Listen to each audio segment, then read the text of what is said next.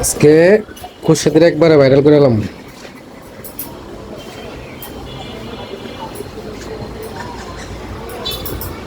সেই স্মার্ট করে ফেলেছি খুরশেদকে।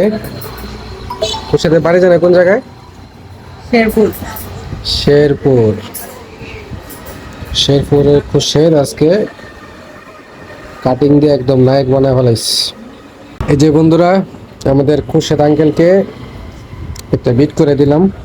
দাড়িটা সুন্দর লাগছে। আর হচ্ছে গিয়ে মুছটার একটু কোনা তুলে দিলাম। সবাই খুরশেদকে লাইক কমেন্ট করবেন এবং শেরপুরবাসী যারা আছেন ভবিষ্যতে খুরশেদ যেন কিছু করতে পারে জীবনে দোয়া করবেন।